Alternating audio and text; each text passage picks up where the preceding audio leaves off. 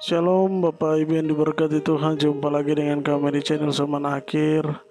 Dan pada kesempatan kali ini kita patut bersyukur kepada Tuhan kita Yesus Kristus yang adalah Raja di atas segala Raja, Tuhan yang senantiasa menelanjangi apa yang direncanakan dan dikerjakan oleh iblis. Dan pada kesempatan ini kami hendak menyampaikan suatu penglihatan yang Tuhan perlihatkan tepat pada tahun 2016 lampau, di mana Tuhan memperlihatkan suatu penglihatan dan menelanjangi apa yang dimiliki oleh penyesat-penyesat atau juga yang disebut sebagai nabi-nabi palsu itu, kuasa yang dipakai oleh mereka untuk membawa banyak orang menjadi pengikut mereka. Dan hal ini Tuhan menelanjangi tepat pada tanggal 20 bulan 9 2016. Pada saat malam itu saya melihat ada kumpulan banyak orang di dalam penglihatan itu. Mereka merencanakan suatu rencana untuk menjerat salah satu hamba Tuhan, di mana hamba Tuhan ini berkenan di hadapan Tuhan. Dia adalah seorang pelayan yang tetap setia mengerjakan pekerjaan Tuhan, tetapi di dalam keadaan dan kehidupan keluarganya dia diperhadapkan dengan suatu rencana besar iblis untuk berusaha membatalkan setiap pekerjaan pelayanannya dengan si nabi palsu ini atau si iblis ini. Dia memperalatkan beberapa orang diantaranya dengan merencanakan untuk membuat pelayan tersebut menjadi gila, sehingga dia tidak lagi mengerjakan pekerjaan pelayanannya. Di situ saya melihat ada semacam ember hitam, dan mereka sebelumnya telah merencanakan hal tersebut untuk harus mereka memperlakukan apa yang menjadi rencana besar ini. Jadi saya melihat di situ dan Tuhan mulai menelanjangi kuasa-kuasa yang dimiliki oleh si penyesat tadi. Dan ini sudah tentu berlaku bagi banyak penyesat-penyesat lainnya. Sehingga saya melihat ada beberapa kuasa yang juga Tuhan telanjangi di situ. Kuasa yang pertama yang dipakai oleh si penyesat ini atau nabi palsu ini adalah kuasa nenek moyang, di mana kuasa nenek moyang ini menjadi suatu hal yang mengikat sejak dulu, sehingga itu dipercaya bahwa mampu melakukan sesuatu yang tidak dapat dilakukan oleh manusia yang biasa atau orang biasa, melainkan dipercaya nenek moyang yang sejak dulu telah mati.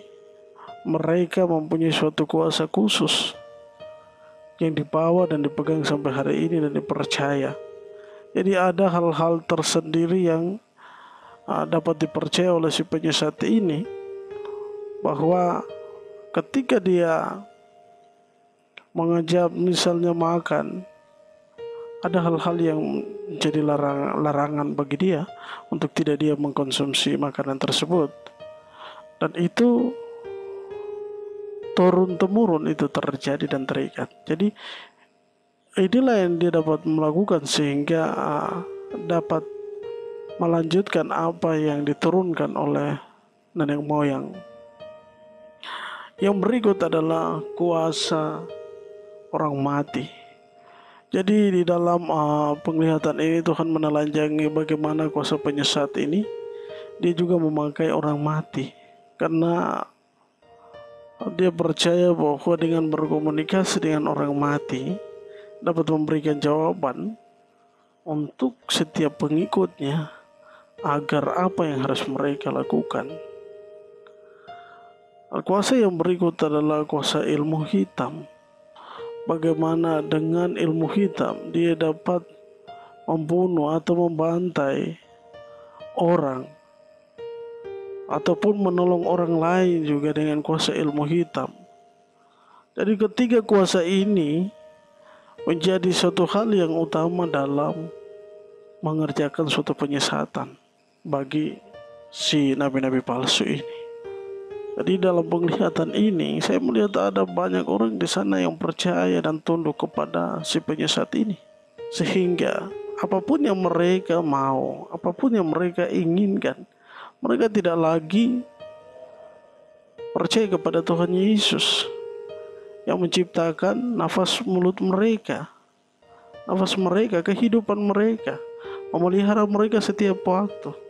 Tidak lagi mereka mempercayakan hal itu, sebab bagi mereka adalah sesuatu yang kentara dan terlihat secara kasat mata. Itulah yang mereka percayai. Dan hal ini yang dipakai oleh si nabi-nabi palsu tersebut untuk menyesatkan banyak orang dengan berbagai-bagai macam mujizat yang mereka lakukan. Padahal semua itu adalah kuasa-kuasa alam gaib, kuasa-kuasa ilmu hitam, kuasa orang mati, kuasa nenek moyang yang dipercaya dipakai oleh orang tersebut untuk menjerat banyak jiwa ini. Jadi Bapak Ibu yang diberkati Tuhan, ketika Tuhan menunjukkan hal ini, pelayan tersebut Tuhan menjaga dan tetap melindungi dia. Dan sebesar apapun rencana daripada si penyesat tadi, tidak akan pernah menerobos tembok yang sudah dibentuk oleh Tuhan. Jadi Bapak Ibu yang diberkati Tuhan, di jam-jam terakhir, di hari-hari terakhir ini, kita harus banyak bertanya kepada Tuhan, jangan kepada manusia. Karena jelas di dalam firman Tuhan bahwa telah banyak nabi palsu yang diutus ke seluruh dunia dengan berbagai-bagai rencana yang dipakai untuk menarik perhatian setiap orang, supaya mereka terikat dan tidak lagi mempercayai Tuhan Yesus sebagai Tuhan dan Juru Selamat. Memang semua ini harus terjadi seperti yang disampaikan oleh Tuhan Yesus, bahwa banyak orang akan datang menggunakan nama Yesus untuk menyesatkan banyak orang. Jadi kita harus berhikmat, kita harus senantiasa mau bertanya kepada Tuhan dan tetap berjaga-jaga. Karena banyak penyusup yang telah menyusup ke dalam rumah Tuhan untuk membawa jiwa Kristus. Mereka juga tahu tentang firman Tuhan, dan hal itu yang mereka pakai untuk menjerat kita. Mari lewat kesaksian ini kiranya kita mau senantiasa menjaga pribadi dan kehidupan kita, supaya kita tetap ada dalam ajaran Kristus. Jangan kita keluar dari Injil, karena Tuhan melarang ada suatu Injil lain yang kita mau percayai dan meninggalkan Injil yang sejak awal membuka mata kita.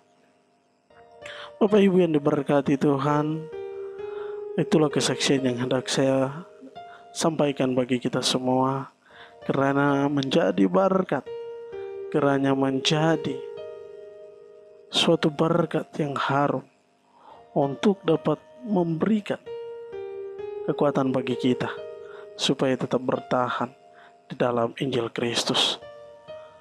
Berawas-awaslah, karena waktu Tuhan datang sudah sangat singkat.